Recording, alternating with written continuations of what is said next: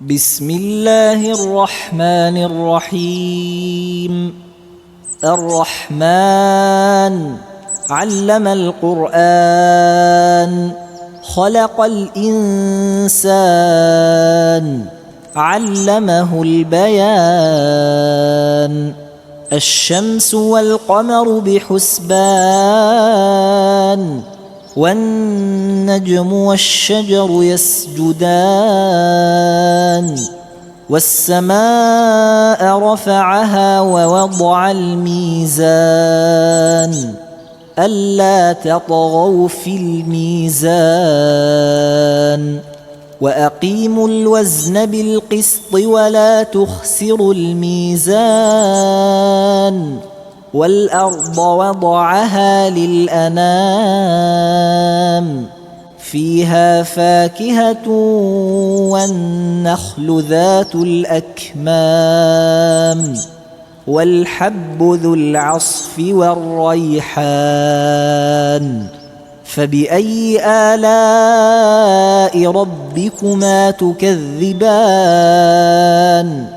خلق الإنسان من صلصال كالفخار، وخلق الجان من مارج من نار. فبأي آلاء ربكما تكذبان؟ رب المشرقين ورب المغربين، فبأي آلاء ربكما تكذبان؟ مرج البحرين يلتقيان، بينهما برزخ لا يبغيان. فبأي آلاء ربكما تكذبان؟ يخرج منهما اللؤلؤ والمرجان. فبأي آلاء ربكما تكذبان؟ وله الجوار المنشآت في البحر كالأعلام. فبأي آلاء ربكما تكذبان؟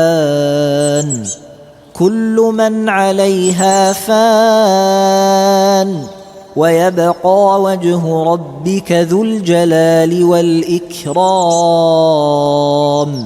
فبأي آلاء ربكما تكذبان؟ يسأله من في السماوات والأرض كل يوم هو في شأن. فبأي آلاء ربكما تكذبان؟ سنفرغ لكم أيها الثقلان. فبأي آلاء ربكما تكذبان؟ يا معشر الجن والإنس إن استطعتم أن تنفذوا من أقطار السماوات والأرض فانفذوا، لا تنفذون إلا بسلطان. فبأي آلاء ربكما تكذبان؟ يرسل عليكما شواظ من نار ونحاس فلا تنتصران. فبأي آلاء ربكما تكذبان؟ فإذا انشقت السماء فكانت وردة كالدهان. فبأي آلاء ربكما تكذبان؟ فيومئذ لا يسأل عن ذنبه إنس ولا جان.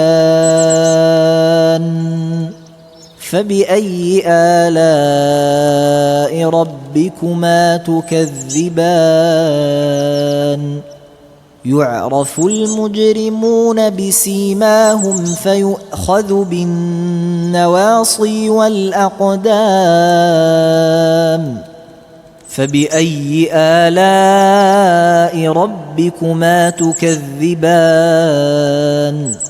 هذه جهنم التي يكذب بها المجرمون يطوفون بينها وبين حميم آن فبأي آلاء ربكما تكذبان ولمن خاف مقام ربه جنتان فبأي آلاء ربكما تكذبان ذواتا أفنان فبأي آلاء ربكما تكذبان فيهما عينان تجريان فبأي آلاء ربكما تكذبان فيهما من كل فاكهة زوجان فبأي آلاء ربكما تكذبان متكئين على فرش بطائنها من استبرق وجنى الجنتين دان فبأي آلاء ربكما تكذبان فيهن قاصرات الطرف لم يطمثهن إنس قبلهم ولا جان فبأي آلاء ربكما تكذبان كأنهن الياقوت والمرجان فبأي آلاء ربكما تكذبان هل جزاء الإحسان إلا الإحسان فبأي آلاء ربكما تكذبان ومن دونهما جنتان فبأي آلاء ربكما تكذبان مدهامتان فبأي آلاء ربكما تكذبان فيهما عينان نضاختان فبأي آلاء ربكما تكذبان فيهما فاكهة ونخل ورمان فبأي آلاء ربكما تكذبان فيهن خيرات حسان فبأي آلاء ربكما تكذبان حور مقصورات في الخيام فبأي آلاء ربكما تكذبان لم يطمثهن إنس قبلهم ولا جان